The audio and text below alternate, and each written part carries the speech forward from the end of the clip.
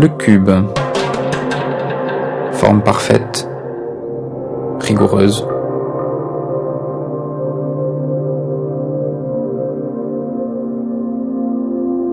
Il n'y a pas de cube dans la nature. C'est une forme propre à la pensée humaine.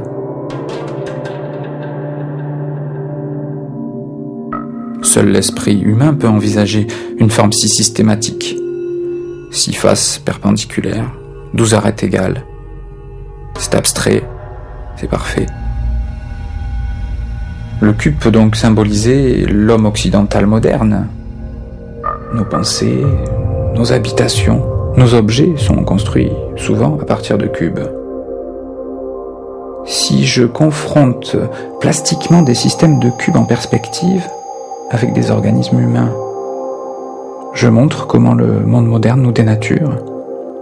C'est amusant. Ici, c'est le contraire. C'est la nature qui envahit les cubes.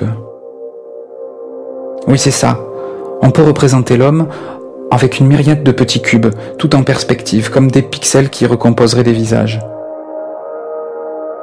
Peindre un état du monde sceptique sur son avancée, critique sur ses choix, à travers le cube, l'infiniment petit. Ouais, l'acte de peindre continue.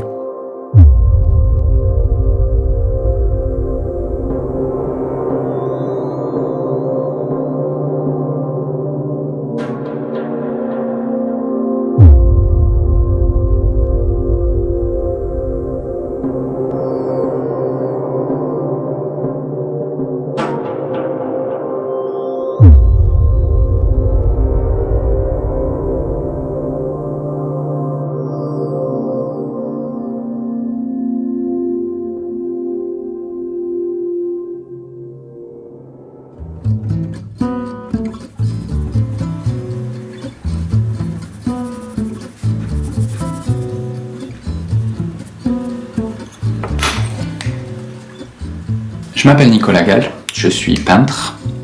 Ça fait à peu près 20 ans que je travaille la peinture à base de perspective. Donc j'ai commencé, j'étais ado, par tracer des labyrinthes. Puis petit à petit, la vision du corps en décomposition de cubes s'est imposée à moi en m'interrogeant sur la fonctionnalité du corps dans la peinture. Donc l'intérêt de travailler sur la perspective pour moi, c'est d'avoir une toile qui est en 2 dimensions, qui petit à petit s'ouvre sur un monde comme une fenêtre. Donc je rentre dans la toile et à partir du moment où la toile se creuse, c'est un instant vraiment sympa. En ce moment, je travaille plutôt sur des visages, mais il y a eu des corps entiers, des fragments, et ça me permet d'avoir une espèce d'objectivité par rapport à l'image. Donc le but, c'est de choisir une image qui fonctionne bien et d'arriver à la traduire avec cette pixelisation en 3D.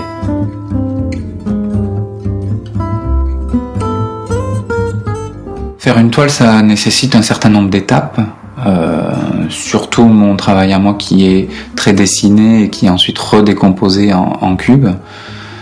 Donc on va aborder ces différentes étapes. La première étape, ce serait le choix du sujet. Donc en l'occurrence, en ce moment, je travaille plutôt sur des portraits. Un portrait serait... en général, je travaille le portrait d'après photo. Il peut s'agir aussi de portraits que j'invente, que je trafique, que je modifie. Ces portraits-là, je les dessine, je les travaille en fonction de l'anatomie, ensuite de l'ombre et de la lumière. Donc c'est du crayonné sur papier, tout simple. Beaucoup de brouillons, beaucoup d'essais qui valent rien, mais qui me permettent d'avancer.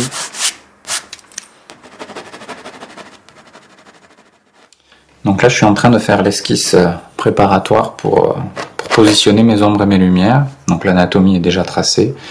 Et avec une grosse craie, j'essaie de positionner mes ombres pour pouvoir remplir ensuite au pinceau, puis à l'aérographe au noir. Donc la phase du croquis préparatoire, c'est une phase intéressante puisque c'est là où tout se dessine, tout se joue. Le cadrage, le choix du sujet aussi, là où je vais accentuer les ombres, là où je vais respecter aussi la réalité d'une photo ou d'un visage, où c'est là où la subjectivité et peut-être même l'expressivité peut intervenir.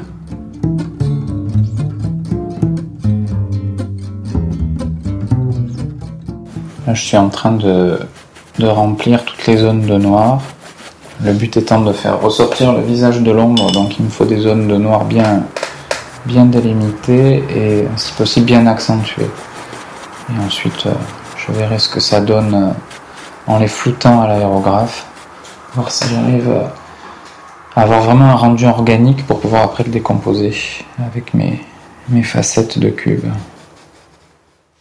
Donc toute cette peinture-là, elle se place dans une recherche, dans une espèce de quête pas d'une image nouvelle, mais qui pourrait se positionner dans une démarche d'histoire de l'art. J'ai aussi une formation d'historien d'art. J'ai fait plusieurs années d'études d'histoire de l'art contemporain. Et voilà, mon intérêt, c'est quand même de me placer dans une réflexion et pas que dans une esthétique, d'avoir une symbolique et d'avoir un sens derrière mes toiles.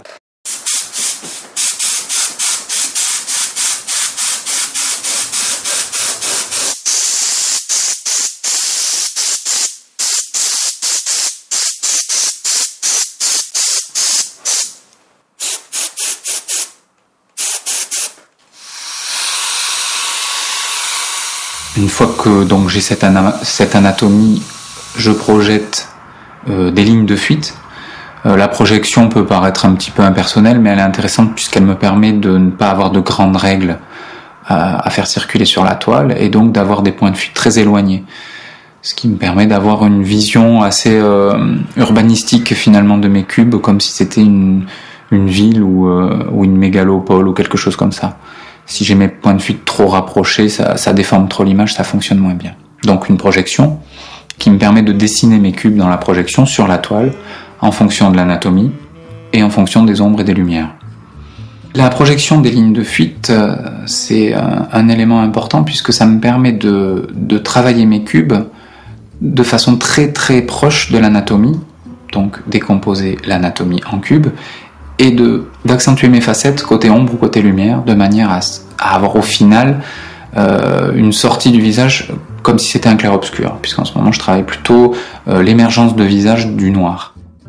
Une fois ce traçage de cubes terminé, je travaille mes noirs au pinceau, donc vraiment des aplats tout simples, de manière à pouvoir rentrer les ombres dans le visage et dans l'anatomie.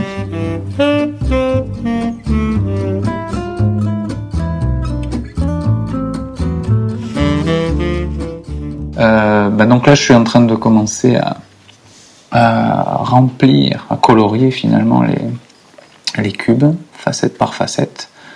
Donc pour l'instant c'est facile puisqu'il s'agit juste de redétourer les zones d'ombre pour bien définir la silhouette des choses. Après ça se corse puisque chaque facette doit être à la teinte la plus parfaite pour donner au final un aspect arrondi, voire organique. Le problème des cubes, c'est qu'on a une vision très très rapprochée des choses. Donc ça me fait une décomposition de l'image. Pour l'instant, on la voit encore, mais au bout d'un moment, je la perds. Je perds le côté réaliste, je sais plus du tout où j'en suis. Et donc mon petit secret, c'est que je suis très myope, ce qui peut présenter un désavantage. Dans mon cas, c'est un avantage. C'est-à-dire que quand j'enlève mes lunettes, je vois flou. Et donc je ne vois plus les cubes, je vois plus que le visage.